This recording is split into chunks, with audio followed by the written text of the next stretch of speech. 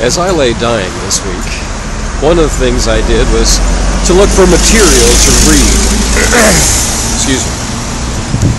And I found, on the Amazon Kindle E-Book site, an old series that, while never considered great literature, was beloved by an awful lot of fantasy role players in the 80s. This series, written by Joel Rosenberg, who is now deceased, spanned over a large number of books and was called The Guardians of the Flame. And I won't get into the details of the story, because why I'm mentioning this is I really think that you might consider reading it. Now, I'm not thinking that you'll necessarily want to read this on my say-so, or especially with my previous claims that this is not an example of great literature, nor is it really even an example of great fantasy literature. But you might want to read it to gain either a fond, reminiscence of an earlier time in gaming, or if you'd like a little insight into how gaming has and has not changed over the years. This was a book that would have been assembled in the early 80s, and it was delivered to most of us in the mid to late 80s. And it does manage to capture gamer culture. The characters presented are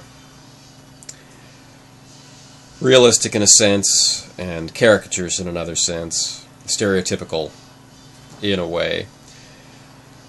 But at the same time, that allows a lot of people to find very easy access or inroads into the story. And often people can identify with at least one of the cast of characters. As I mentioned before, I don't really want to explain the story.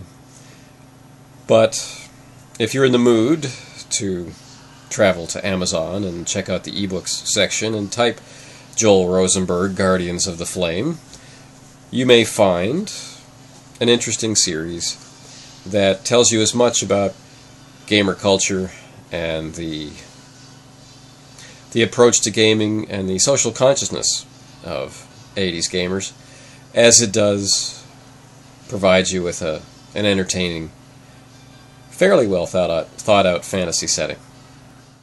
Now, that setting is very clearly based on a very particular early role-playing game. Yes, that game.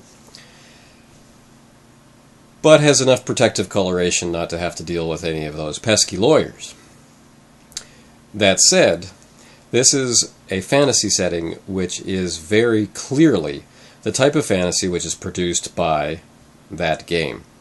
Not like what other authors of the period or before were doing by crafting their own worlds. This is clearly a world built on the principles, the rules, the character classes, and that sort of thing of that game.